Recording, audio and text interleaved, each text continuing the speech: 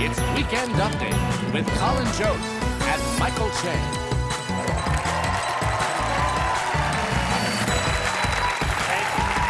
Thank you. Good evening, everyone. Welcome to Weekend Update. I'm Michael Che. I'm Colin Jost.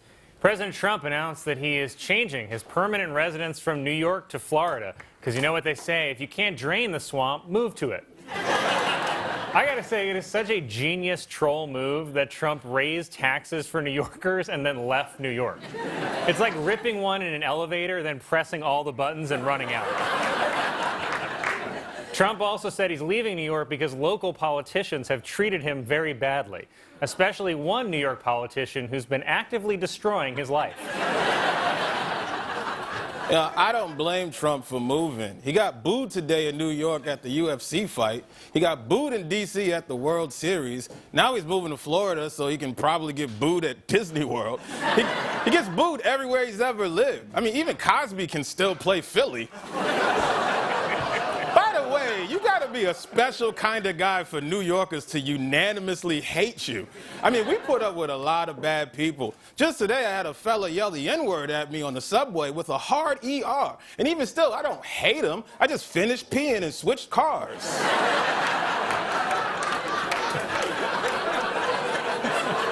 Today? The House formalized the impeachment inquiry on Thursday, and while it's traditional for the Speaker of the House not to vote on resolutions, Nancy Pelosi did vote yes to make a point. But I think she went a little too far when she celebrated World Cup style. And Beto O'Rourke announced he's dropping out of the 2020 presidential race. Said Beto, "Ay caramba, no hay presidente para mí." Well, you know, things are going great when a state is on fire, and that's like the third biggest story of the week. It's being reported now the most recent wildfire in Southern California is threatening millions of dollars worth of avocados. White women are devastated. The state is allowing nonviolent prisoners to help fight the wildfires, which is ridiculous because you definitely want to use the violent prisoners for that, right? I mean, if my house is on fire, don't send me the fellas in for tax fraud. Send me somebody that's going to make that fire their bitch. You know, somebody that's really good with water because they spend all their time hanging out in the showers. Nope. Can't say that, nope.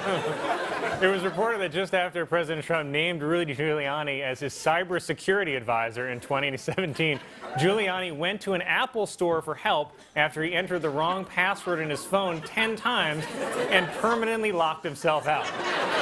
Even worse, he went to this Apple store. By the way, of course Giuliani's iPhone wouldn't unlock because even Apple's Face ID couldn't recognize the man Rudy has become.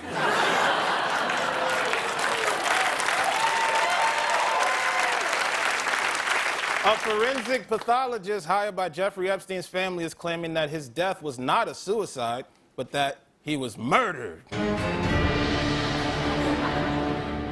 Cost us $250,000. Everybody has a crazy conspiracy for this fella's death. Oh, the Clintons had him killed. Trump had him killed. The Russians did it. Anything but the boring, likely story that he broke his own neck trying to masturbate with a belt.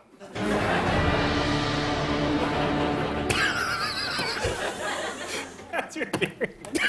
Press and Representative Katie Hill resigned amid allegations that she had an affair with a staff member who had a three-way relationship with Hill and her former husband.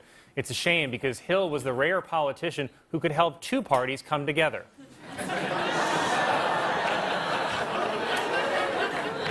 Elizabeth Warren released a detailed plan for funding Medicare for All that promises not to raise middle-class taxes by 1 penny, but instead by several trillion pennies.